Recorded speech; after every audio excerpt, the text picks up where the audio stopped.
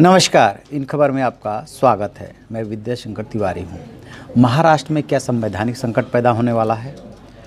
कल उम्मीद जगी थी कि बीजेपी विधायक दल का नेता चुने जाने के बाद वहाँ के मुख्यमंत्री देवेंद्र फडणवीस ने जो इशारा किया था, उससे लगा कि शायद शिवसेना से पर्दे के पीछे बात चल रही है और बात बनती हुई सी दिख रही थी। उन्होंने साफ साफ कहा था कि शिवसेना के साथ ही सरकार बनेगी।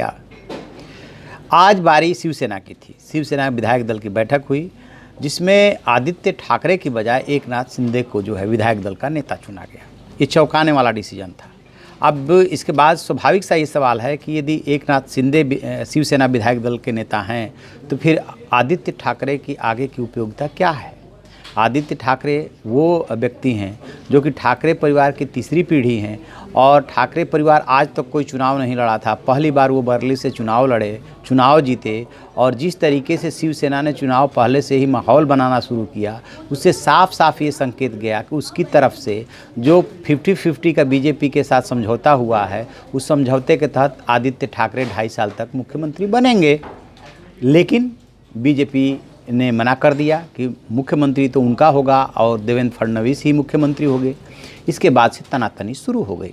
तनातनी पहले सामना के माध्यम से शुरू हुई। उसके पहले विधायक दल की मीटिंग से पहले एक जो मीटिंग हुई थी मातोश्री में, वहाँ से भी शुरू हुई थी, क्योंकि उसमें सारा अधिकार जो है उद्धव ठाकरे को दे दिया गया था, जो शिवसेना के प्रमुख हैं, और तनातनी चलती रही। तो कल थोड़ी दोनों तरफ से के सुर में नरमी आई थी।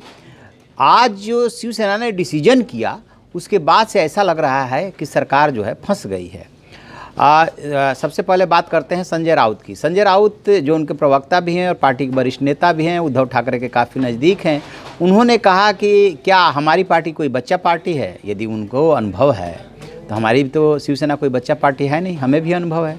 दूसरा, उन्होंने कहा कि मुझे फिर से संविधान और कानून देखना पड़ेगा कि यदि 105 पे सरकार बन सकती है तो वो बना ले। ये दो बात संजय राउत ने कहा। फिर उद्धव ठाकरे ने ये कहा कि यदि देवेंद्र फडणवीस सच बोल रहे हैं तो क्या मैं झूठ बोल रहा हूँ? क्या ये बात नहीं हुई थी? तो ये जो तल्खी हुई है, इससे ये लग रहा है कि कहीं दूसरी तरफ शिवसेना दूसरे विकल्प की तो तरफ नहीं जा रही है। एक डेवलपमेंट और हुआ कि इस विधायक दल की बैठक के बाद ये आदित्य ठाकरे जो है राज्यपाल से मिले हैं। कहा तो ये जा रहा है किसानों और मछुआरों के मुद्दों को लेकर के मिले, और राज्यपाल ने उन्हें आश्वासन दिया कि ये पूरा मुद्दा केंद्र से रिलेटेड है, लिहाजा वो बात करेंगे और इसको भेज देंगे। लेकिन बात सिर्फ इतनी नहीं है।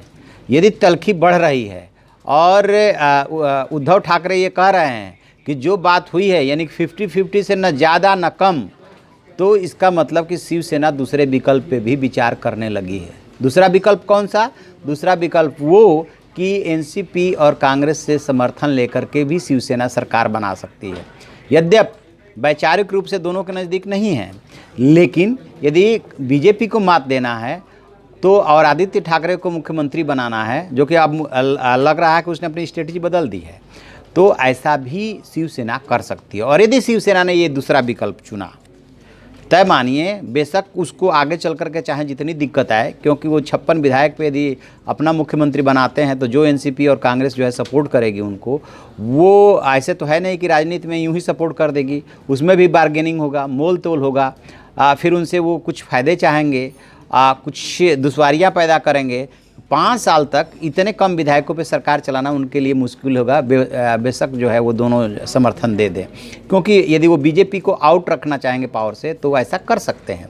तो उद्धव ठाकरे ने और संजय राउत ने जो आज बयान दिया, उसके बाद से ये लग रहा है कि दूसरे विकल्प पे भी गंभीरता से बातचीत चल रही है। उधर कांग्रेस और एनसीपी ऑलरेडी, कांग्रेस के जो वहाँ वरिष्ठ नेता हैं और वहाँ के मुख्यमंत्री रह चुके हैं पृथ्वीराज चौहान, वो पहले ही बोल चुके हैं कि यदि शिवसेना किसी ऐसे प्रस्ताव को लेकर के आती है तो वो हाईकमान से बात करेंगे। एनसीपी अभी फिलहाल पूरे मामले में चुप है, लेकिन एनसीपी और उसके नेता शरद पवार जिस तरह की राजनीति करते रहे हैं, वो रणनीतिक रूप से सपोर्ट कर सकते हैं। इसमें कोई उन्हें बहुत बड़ी दिक्कत नहीं है, क्योंकि सामना में जो है शिवसेना ने शरद पवार का गुणगान भी किया था।